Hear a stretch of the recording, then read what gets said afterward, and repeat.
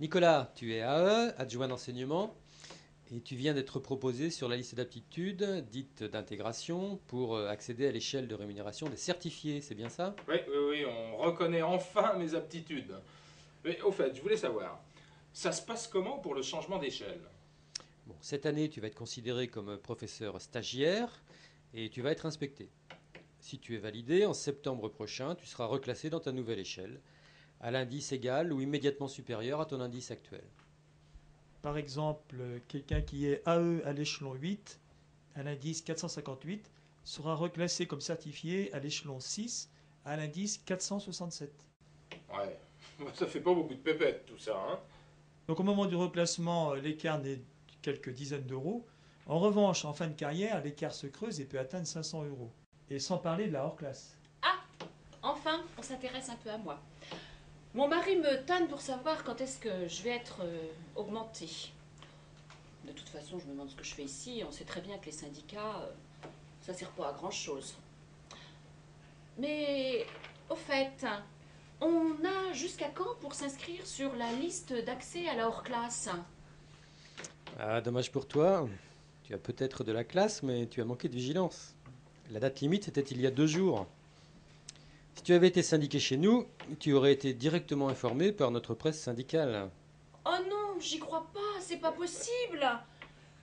Et alors, pour la hors-classe, si j'avais été renseignée? Bien, tu aurais été reclassé à l'indice 695, puis 3 ans après à l'indice 741, et pour finir à l'indice 783.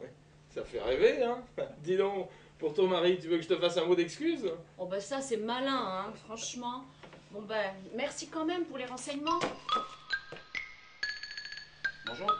Bonjour. Bonjour. J'en ai marre, ça fait plus de 2 ans que je suis au 6e échelon des PLP, depuis mars 2007. Ça va changer cette année, oui ou non? Bon, tu sais que tu as 3 possibilités pour évoluer d'un échelon à l'autre. Tu peux être promu soit à l'ancienneté, soit au petit choix, soit au grand choix. Et ça se passe comment? Eh bien, on va faire le total de ta note administrative d'une part et de ta note pédagogique d'autre part. Bien, alors madame l'inspectrice, vous venez d'inspecter notre cher Nicolas, petit Oui, Nicolas? c'est ça, monsieur le directeur. Oui. Écoutez, globalement, franchement, je suis satisfaite, hein. Bah C'est écoutez, un jeune homme qui c'est parfait, il a très bien mené sa séance. Bon, il a à peine eu le temps de terminer, soit, mais c'est pas mon erreur de très jeunesse. bien. Donc je suppose que vous avez votre note administrative, pédagogique en tête. Tout à fait, oui.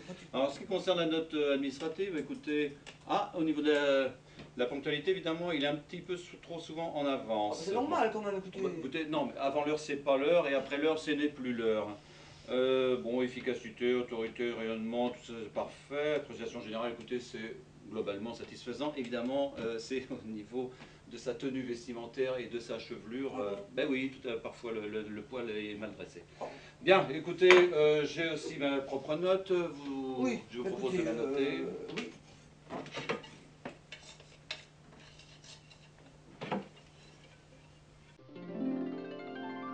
On compare la note totale obtenue par le professeur avec celle de ses collègues de l'académie qui sont au même échelon et qui peuvent être promus dans l'année scolaire en cours.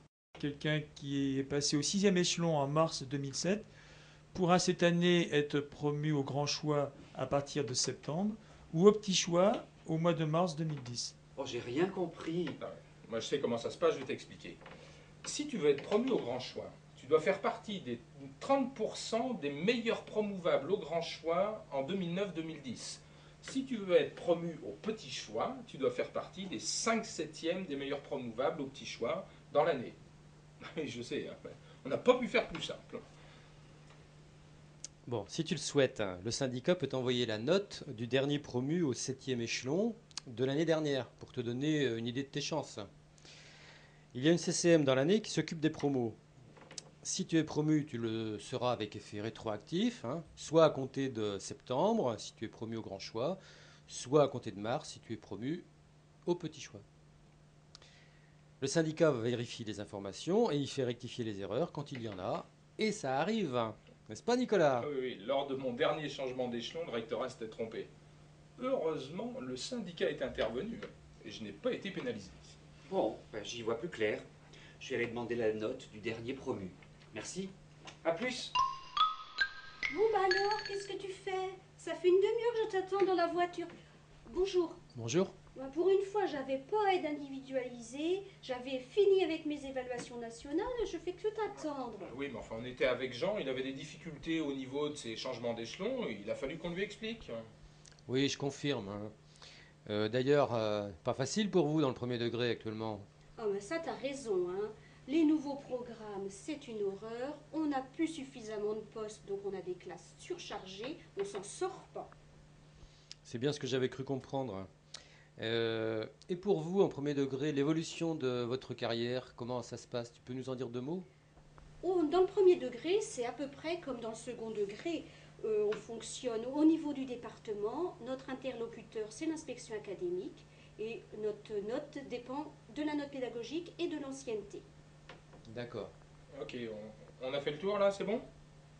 Donc on se retrouve pour la prochaine permanence. Et cette fois, on parlera des problèmes d'emploi.